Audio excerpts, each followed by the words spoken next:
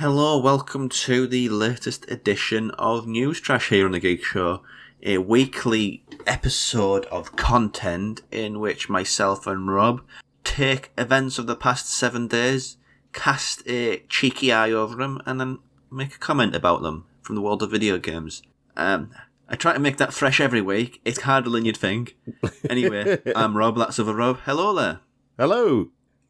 Yes, you do try and make it fresh every week, and sometimes it works, sometimes it doesn't. Yeah, I mean, I probably should script it, but, scripted intros, they feel like a robot's doing them, like I'm doing it, those, what they call those codes, is click all the boxes which have a bike in, or click all the boxes which have, crossing in, or something. Yes. I'm trying to prove I'm not a robot, so, by doing them. So with an intro that's scripted to the nth degree and back, I feel like I'm lying to those tests. Next week you should introduce it like a robot, with the robotic voice.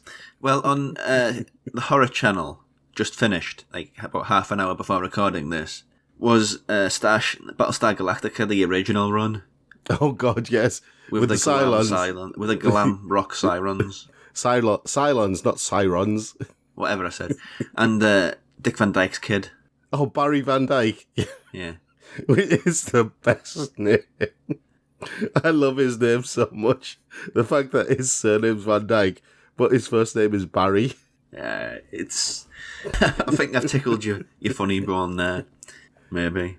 Anyway, yeah, enough of that. Let's jump into what's happened in the past 7 days of video games. Yeah, starting off with some positivity before we get into some negativity. Quiet, you. There's never positivity in the video games world. It's all horrible. There is. Herman Holst, who's the head of PlayStation Worldwide Studios, has announced that Sony is working on 25 first-party PlayStation 5 games. Yeah, I mean, for me, this feels like a reaction to that Jason Schreier article in which he accused them of being more conservative and risk-averse. And honestly, even thinking back, it feels like it was entirely too much of a rush to assign that moniker to PlayStation from a lot of people. They were much too quick. This is what PlayStation is, and this is what they're going to be for the future. Yeah, I mean, maybe it was a bit too quick to assign that moniker. Because Herman Holst has said that half of these 25 games are already their new intellectual properties, and the other half are in development. Now, new IPs for PlayStation, I'm all for, Yeah, I mean, they've always been pretty good with them. Yeah, absolutely. I mean, even while that sort of furore was going on, we were weeks away from Returnal being released, so that's a pretty big risk, to put that much money into that style of game. But it's interesting that there's 25, I mean, I imagine some of those are VR. I imagine the scale varies. Yes. That's good. To be honest, I don't think Returnal was as big a risk as people think. But it was because it was sort of a very hard sci-fi horror roguelike. Sci-fi horror roguelike, yeah, but the actual style of game, kind of a third-person perspective shoot 'em up. Oh no, but it's not like you have save points. You've got to do runs, and those runs last hours. That's the risky aspect of it. Because I did remember there is a game we forgot when we did that Returnals and the shoot 'em up episode of Impossible Mission. Do you know what it was? What? Nier Automata. We forgot sections of Nier Automata where it's basically just a shoot 'em up. Yeah, it does kind of flip between genres quite a lot, that game. But I mean, I'm looking forward to what these 25 are. Yeah. I mean, as long as they're not... I mean, PlayStation 4 for me was a bad generation because the majority of the first party or second party games were action-adventure games with RPG elements, and that kind of gets a bit dry.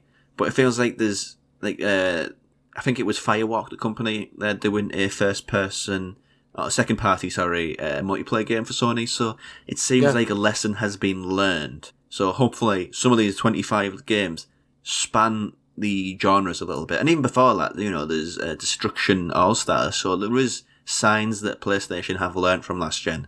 Yeah, if you take the PlayStation 4 as kind of a going back to the beginning and restarting, your next generation ideology, then Because PlayStation 3, if you count that as a blip and say, okay, PlayStation 4, they went back to their roots, and now they're building on that again. So if the PlayStation 5 turns out to be the current gen version of the PlayStation 2, I, for one, will be very, very happy. Yes. PlayStation 2, for me, is the greatest console that ever happened. Not competition, really. Okay, in my heart of hearts, Dreamcast holds a special place, and it always will. But if I had to say the greatest console ever made, it was PlayStation 2. Yeah, I mean, the top two are Dreamcast and PlayStation 2 for me. That was, like, the hottest streak of video games in my life. Yeah, and the most creative, the most interesting. Yeah. I don't know whether we got this as a story, but going back to that era, there's rumours that Sega want to bring back sort of Jet Set Radio and Crazy Taxi, which are very much icons of that era. So, maybe there's something in your comparison point there. Maybe. But yeah, I, for one, looking forward to a lot more Sony games. I know that, of late, Sony have been in a lot of people's bad books, but if this is the direction they're heading in, and maybe they've turned a corner, maybe they've climbed that hill. It seems like video game discourse in the community has been very, very highly strung this past year. Like, it's taken very little for people to basically call every company the worst thing in the world. I'll be honest, video games discourse is generally very highly strung. It seemed worse this past year, though. Let's be honest. But I mean, I look at it and right, maybe it's the old man in me, and I look at this, all this video games news, and I look at, some outlets have balanced reports, some basically withhold judgment, and some basically separate their news and their opinion pieces, which is the correct way to do it, right? Because news and opinion pieces are two different things. But from what I've been looking at, I look at it and you're a lot of highly strung children. Just because it doesn't go the way you want, you spit your dummy out. I don't understand that. I do know that I've kind of got sucked into all of that. Yeah.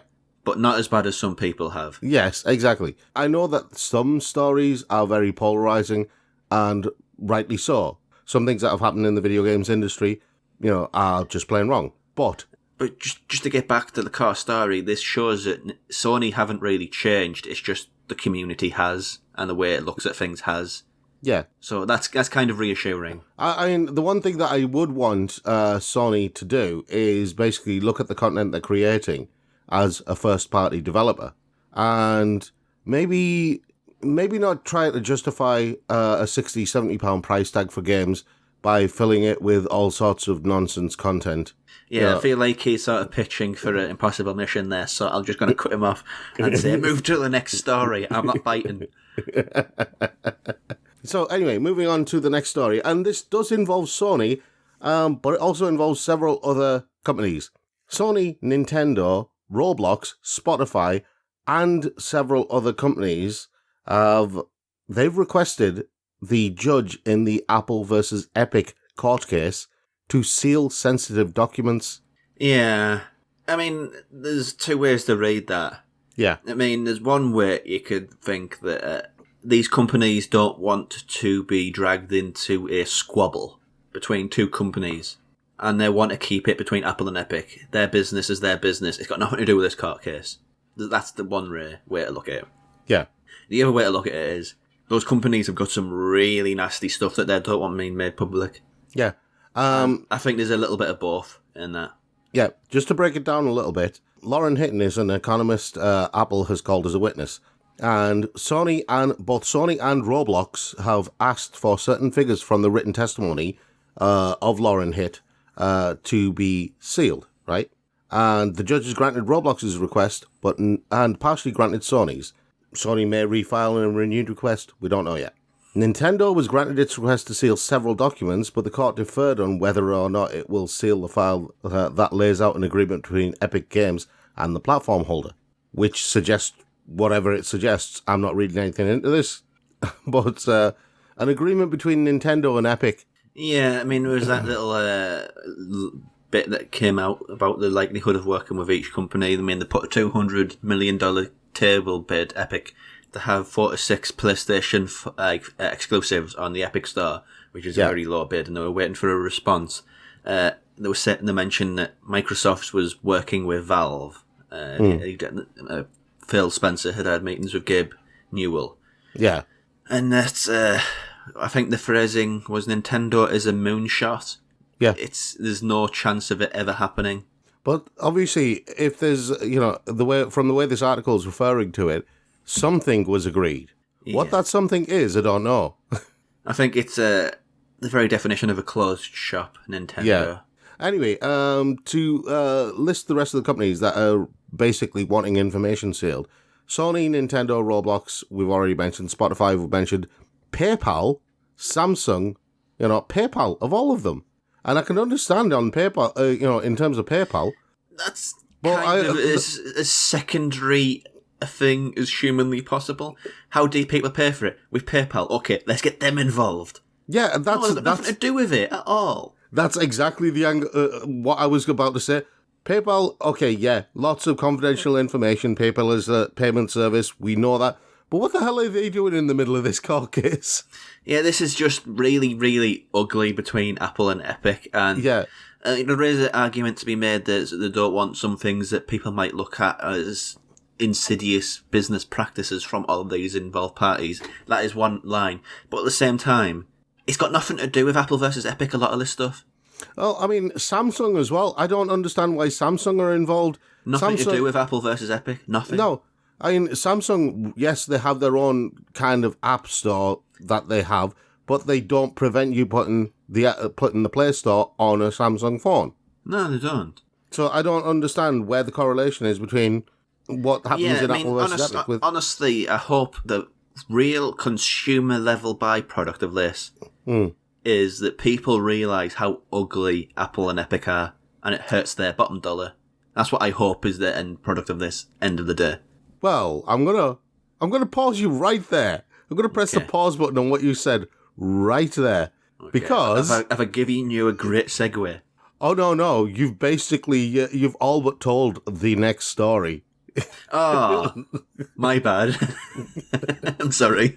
No. This is it's a beautiful little segue you've given me as well. But it's here in the UK. There is there is a lawsuit that's been filed against Apple for anti-competitive practices. It is a class action lawsuit, and it is being brought on behalf of 19.6 million eligible iPhone and iPad users. That's consumers. Yeah, these are customers of Apple's, right? Now, the legal firm Housefield, which is leading the litigation, has stated that any of an iPhone or iPad user who has made at least one purchase on the UK version of the App Store since October the 1st, 2015, may be entitled to compensation from Apple for its anti-competitive practices. Now, this is going back to 2015. We're talking like 6 years almost. Yeah, and that's going to cover a lot of people. That's going to cover a lot of people, and Apple could be facing damages of up to 1.5 billion, with the lawsuit saying that the company's conduct violates Section 18 of the UK Competition Act of 1998 and Article 102 of the Treaty on Functioning of the European Union. So when they can actually cite bylaws and laws, that's not looking good for Apple. Yeah, both of these bylaws and laws actually prohibit the abuse of a dominant position in a marketplace. Ooh, whoops, Apple. That's... It was brought to London's Competition Appeals Tribunal by Dr. Rachel Kent, a lecturer in digital economy and society education at King's College. Yeah, let's be absolutely honest about this. This is not going to go anywhere. Because the legal department of Apple would, frankly... You know that bit in The Simpsons where Mr. Burns ever gets in trouble and he sends out his legal team and they just... Dogs. Rabid dogs. They just destroy everybody. Yeah, I picture that as Apple's legal team. See, I think. But the thing is, there's ways to be successful at a law case beyond being granted success by whatever judge is serving. It's the perception that people get from that case being brought up. Yeah. See, I'm gonna hold you on that for a second. See, one of the things that I think The Simpsons doesn't really represent is how our UK legal system works. No, well, obviously it's America. Yeah, and our legal system does not work like that.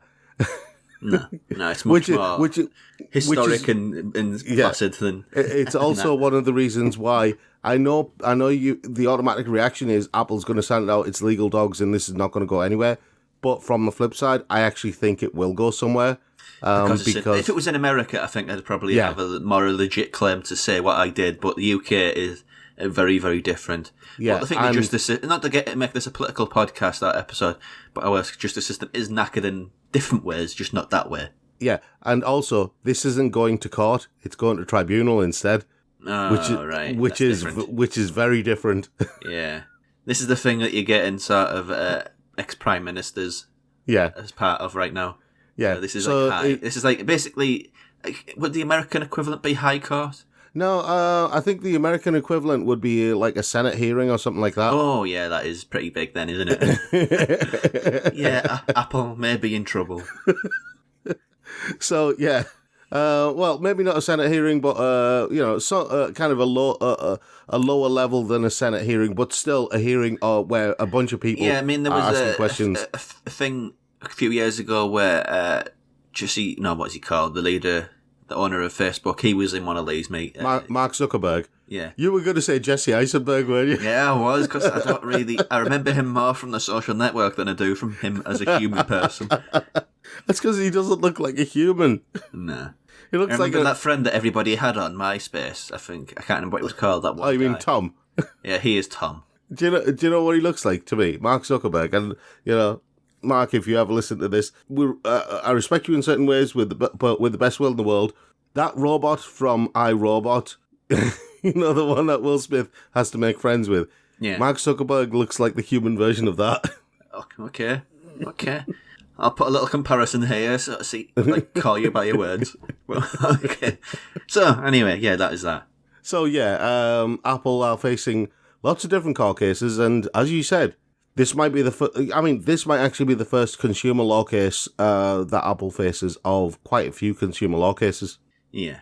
We don't know. Kind of like the trend of the time, how the book is turning, really. How, certain huge things aren't getting away with a behaviour that they maybe could in the past. Yeah, strange how things work. Anyway, there's been big news recently about Ubisoft and its and free-to-play games, and how Ubisoft is going to be taking some of its current IPs and turn them into free-to-play games. The Division was one of the examples given. Yeah, The Division Heartland, which has been announced. Yeah. Now, Ubisoft have basically announced that they are not walking away from AAA games. This has been in response to the backlash, I suppose you'd call it, about them going to a free-to-play model. They've clarified from their comments, right, because their comments were confusing at best, right? They did make certain announcements, and they did make certain comments, which really confused issues. Because they're claiming to not be walking away from AAA games, but they're also walking away from AAA games. Yes, exactly.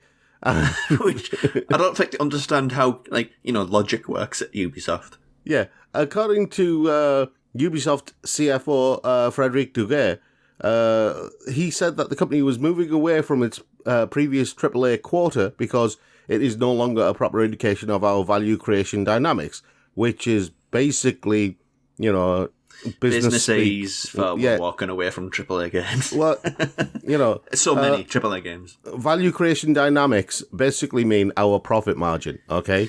So is it basically like one of these things like where you call a janitor a business maintenance engineer or something? Yeah, a building maintenance engineer. Yeah, something like that. They're just using fancy words, but we know what they're saying. Yeah, I mean, they don't call them janitors anymore. They call them building maintenance. Yeah. But yeah, according to Ubisoft, our intention is to deliver a diverse lineup of games that players will love across all platforms. We are excited to be investing more in free-to-play experiences. However, we want to clarify that this does not mean reducing our AAA offering. Our aim is to continue to deliver premium experiences to both players such as Far Cry 6, Rainbow Six Quarantine, Riders Republic, and Skull and Bones, to name a few, while also expanding our free-to-play portfolio and strengthening our brands to reach even more players. Yes, they are. Just a sort of side note on that. They have announced Skull and Bones is delayed to 2022. And let's be honest, it's never coming out. But yeah, go on. Yeah. See, this is the thing. Ubisoft are rebranding their first-party games on the back of this. On the back of this, they're rebranding their first-party games to Ubisoft Originals. Which is meaningless. Yeah. They were always Ubisoft Originals. I mean, they've announced a new Tom Clancy title. Tom Clancy in Ubisoft is... The problem with Ubisoft that a lot of people have, it's not this. I mean, I will admit I'd probably more likely to play a Division free-to-play game than a proper title. Mainly because I can play it without spending any money on it. Yeah. I mean, I think the one takeaway is, like, from a lot of people towards Ubisoft is, why don't you just make a bloody Splinter Cell already? Well, yeah, because the Tom Clancy title, obviously, as people have already guessed, was the Division Heartland, which we already knew about. And as soon as people say a new Tom Clancy title, you think Splinter Cell. They're bringing back Splinter Cell. No, they're not. Because they can't monetize it. No. That's what it all comes down to with a company as blatantly and openly greedy as Ubisoft. I mean, this whole strategy is we are readdressing our strategy because there's more money in free-to-play games. We saw Fortnite and, we want some of those lovely, lovely Fortnite dollars. So we're going to change certain games into free-to-play models because free-to-play models, if they're done well, can make more money than traditional, in this case, $60, $70 release. Well, I mean, Genshin Impact is proof of that. If you make a high-quality free-to-play model, there's another people one will play too, it. Yeah. And the thing is, Ubisoft are like EA. They've been hammering at that door where they have the in-game purchases and the DLC and all sorts of things like that in various games. They've been trying it with various games. Ubisoft and EA are the Cyril Sneer of video game publishers. What's with all these cartoon bad guy references? Because, people know Cyril Sneer. No, not cartoon bad guy, cartoon rich bad guy. Scrooge McDuck. He's gone for the trio. Yeah, because that's what they are, let's be honest. I mean, there's Ubisoft games that I'm interested in. I mean, Riders Republic is calling out to me, but generally, I think there's been a bit of a turn recently. How people aren't as invested or in love with Ubisoft as they once were. There's been, like, a realisation, and they're not, like, as beloved as they used to be. I mean, they seem to be liked less. Part of that is because of what the... Right, I reckon... Just to clarify, I know there's a subtext to that with the attitude and the behaviour and the abusive attitude of a lot of their staff, but that's not what I'm getting at here. Yeah, and part of that is the games that they've been releasing, okay? Yeah. And the backlash against Assassin's Creed Valhalla, right? Assassin's Creed Odyssey and what was the second? Assassin's Creed Origins and Assassin's Creed Odyssey. Fine. You've got one in ancient Egypt, one in ancient Greece. Fine. Mm-hmm. Yeah? Then you do Assassin's Creed Valhalla, and people were thinking, hey, this looks really interesting. Vikings, assassins, what's not to like? Yeah? Yeah. And initially, that was great. But then they padded out the game to justify the expense with so much filler content. Yeah, I love Skill Up's review of that, because he said what everybody else was thinking, but dead. Yeah. Just the ridiculous amount of filler in Assassin's Creed Valhalla is one of the reasons why people don't like Ubisoft, because they're doing exactly the same thing with this new rebranded version of Assassin's Creed that they did with the original Assassin's Creed. Same game, different environment, pad it out to death with all sorts of crap.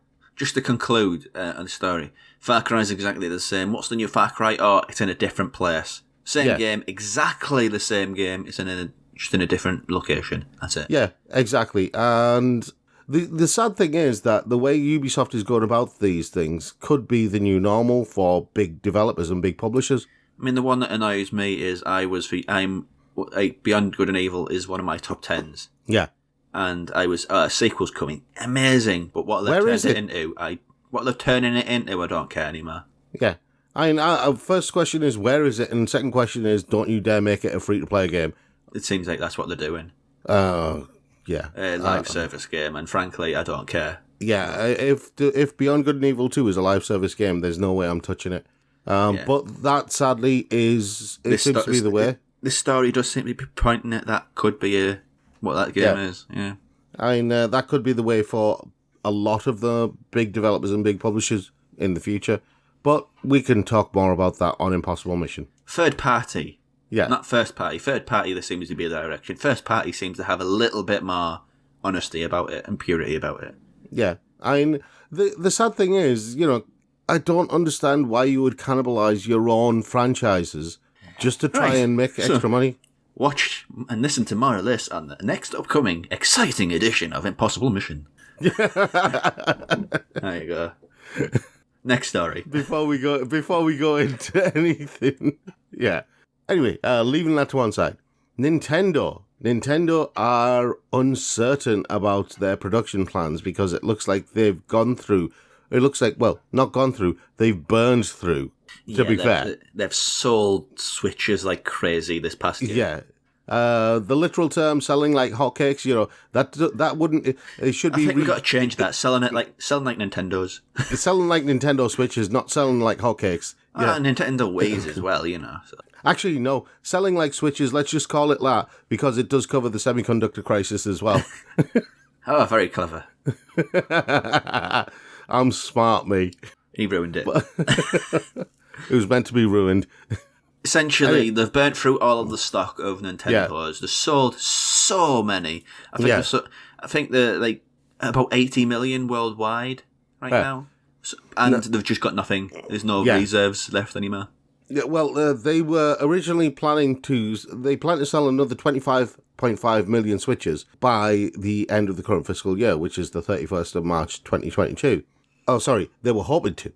That could be undermined by the semiconductor shortage, and Nintendo's president, Shuntaro Furukawa, has clarified that the forecast previously announced would depend on the availability of the materials, with the Switch's production plans for the year ahead more uncertain than they were during the previous fiscal year, which also puts into doubt the availability of the updated Nintendo Switch, which is due for release later on this year as well. Now, I think this whole entire generation is going to be the weirdest generation of consoles that's ever happened because of this shortage. Yeah. This is what happens when a pandemic happens. Now, on the flip side of the coin, and just to highlight just how bad the semiconductor shortage is, right? Because a lot of people, when you talk about the semiconductor shortage, they've got the consoles, they've got the PCs, they've got everything in the house. Everything seems fine. Yeah, not quite the case, because Apple, Microsoft, Google, and Amazon Web Services over in America have formed the Semiconductors in America Coalition in order to call for funding to solve the semiconductor shortage. Now, when you've got 4 of the biggest companies on the planet joining forces to request aid for semiconductor shortages... Yeah, this issue is way worse than we thought. Yeah, and that's ridiculous. Yeah, it is. I mean, there's no real way to sort of talk about this in an extended way, but yeah, this is nuts. And I don't know when it's going to come to an end, really. Yeah, I mean, the whole thing affects everything from PCs to, mobile phones, cars, everything. Everything. And the fact fridges, microwaves, TVs, the whole shaboodle. The fact that these 4 companies have joined forces, and more companies will probably join them as part of this coalition. Maybe they'll put some of their own money in, maybe they'll request more money from the government, maybe they'll match government funding, however it goes, but they want an end to this semiconductor crisis as well, because it affects their products. Yeah, I think they stand a chance of actually getting through as well, because, it's a major problem for a lot of industries, not just looking at it, video games are more important than all those things. All of those things are important to a lot of economies and a lot of companies around the world, so it does need sorting. So, it's, the newly created organisation also includes, AT&T, Verizon, Hewlett-Packard, and quite a few more. Yeah. I think this is gonna... Because it's affecting economies around the world. It's not just, I want video games, so video games go first, because there's a lot of people in the video game community that are like that. I remember when they announced that the PlayStation was going to be delayed or something was going to be delayed. No, it was The Last of Us. I don't care about the pandemic. I want The Last of Us 2 now. And there's a level of privilege in the video game industry community where they think it's more important than other things. But yeah, the fact that this is such wide-reaching implications with such a wide-reaching of day-to-day basic living industries suggests that this is incredibly serious as far as a shortage of components goes. Well, I mean, the thing is, it's all the way down the pandemic has affected the entirety of the supply chain when you get right down to it, from the business consumer level all the way down to the actual mining level of these metals has been affected by the pandemic. A little bit of preaching, but please sort out the mining level, rebalance it, because those people effectively live like slaves. Yeah. And on that, let's jump to the next story, because you can't really pick it up after that. Yeah, exactly. Like I said, there was some darkness today. But we're going to go into some quick news stories before we move on to Trailer Trash. We got some good stuff there. Epic reportedly offered $200 million to Sony for PlayStation exclusives, which is, this was a bit stingy considering how much money you could get from those things. I mean, this has come out as part of the Apple. I'm confusing the two now. You started meshing it together. Yeah, Apple versus Epic. Epic and Apple. Yeah. I don't care anymore. Epic versus Apple, it's all come out because of that. And, they wanted 4 to 6 titles and they were awaiting feedback. And, obviously nothing ever came of it. But, I'm confused by the entire thing. It's just very, very stingy. No. Because, the reason why I'm confused by the entire thing is because Sony gave Epic $200 million. So they're just passing that $200 million back and forth forever. Well, as part of their investment funding, I'm thinking you could have just given them 4 to 6 games. Give them the license to have 4 to 6 of these games, and you save your money. Then you don't have to spend the money doesn't do the merry-go-round bit. Yeah, it's a bit of a weird story. Like I highlighted earlier when we were talking about stuff, but it's weird. Yeah, it's a bizarre thing. More bizarre things will appear because of that court case. Meanwhile, Xbox, on the other hand, it's been very light on Microsoft news this week, but we do have some news. The Series X and the Series S are set to launch in China in June. China's never really talked about sort of a video game hub, or whatever you want to refer to it as, like a corner of the world. Yeah. Because it's only really started to take off, and it's started to take off within the PC world. It's a very big PC market, China. So I think if any console stand a chance of sort of tapping into that, I think Xbox is probably the best. Well, I mean, PlayStation, Sony basically got into the Chinese market first. So the PlayStation has already gone on sale in the Chinese marketplace, and that's fine. Because it was originally slated for a Q2 launch window, but it's been brought forward. I am hesitant. I think the PlayStation will do very well, but I think that the Xbox, because it's so close to a PC, and because the Chinese market is very heavily PC based, I think the Xbox might have the edge. I don't know. I mean, that's fine. It'd be nice for Xbox because, frankly, they're getting hammered over in that part of the world, in China, Korea, and Japan. Well, that's because of the obsession with PlayStation, but after what happened and Nintendo, but yeah. Well, with Nintendo I put off to one side. I don't include them in this. Nintendo, I don't include Nintendo for the specific reason that, it's Nintendo, and they get a pass anyway. They just stop doing their own thing. They don't care. What console war? Why weren't we invited? We were in the last one. I think that just the way Sony have been with Japan will cascade down to the other countries as well. We'll see. Potentially. But it's such a big market that they could do badly and they'd still sell a lot because, huge potential in that country. Yeah, anyway, final news story before we go into our usual trailer trash. And this one's a bit of an odd one. This one caught me by surprise. A lone developer has triumphed against Take-Two Interactive. Okay. Right, now, Take-Two Interactive issued a DMCA takedown. It was issued to a group of fans that had reverse engineered the source code of Grand Theft Auto 3 and Grand Theft Auto San Andreas and shared it online. With the code, modders could add new assets inside the original games or start porting the games to different platforms. Now, Take-Two's DMCA claimed that the source code contained copyrighted materials owned by Take-Two and requested that it be taken offline. One developer has held on to a portion of the code and fought back against Take-Two's takedown, filing a counter notice with GitHub, and they won. Okay, what was the basis of the win? The basis of the win was that the code may be functionally identical, but not exactly identical to the code in Rockstar's original title. So which means like questionable doubt. That's what I got by on. Well, no. Basically, what they did, they reverse engineered the source code, but the way they did it was different from the way that it was the game was originally developed. The code that they used was completely different, but had the same effect. Well, that's interesting.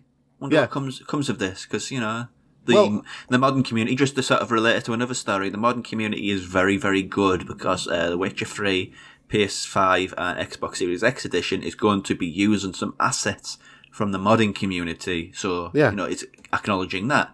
So, you know, it's an interesting time for that world. Well, I mean, the modding community has always been an interesting community.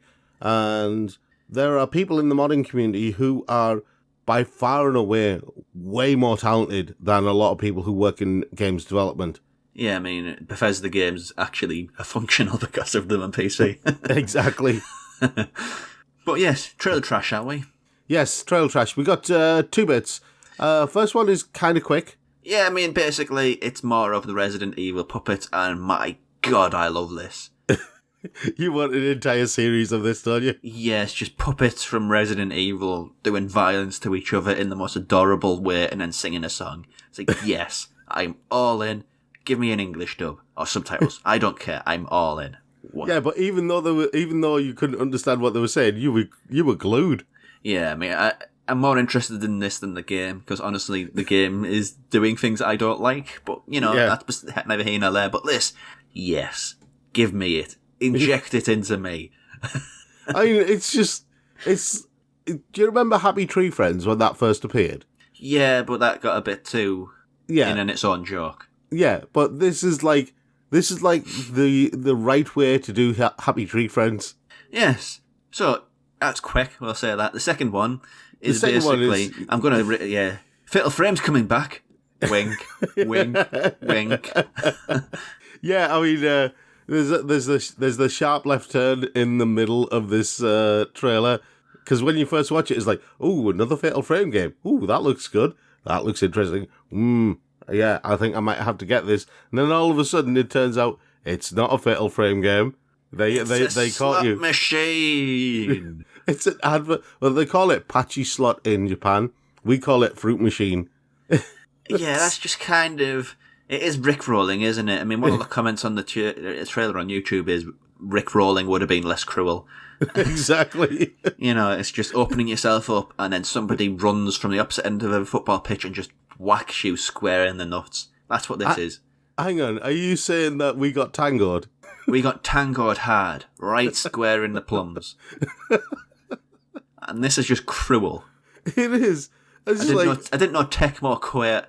I had the tendency to be this cruel, but they make the fruit machine look so dramatic and everything in the trailer, and you don't see a lot of it, but you're just like, no, it's a fruit machine. I mean, if it had some sort of tangible connection to what the actual game was of taking pictures of ghosts that vanquish them, I'd say, yeah, fair enough, you could have that sort of game machine. I don't know what that game would be, but it's not. It's literally no connection to anything about Fatal Frame ever. It's just basically a skin over a slot machine. Yeah. And that's just really insulting to the legacy of one of the finest survival horror games franchise, I should say, that's ever been.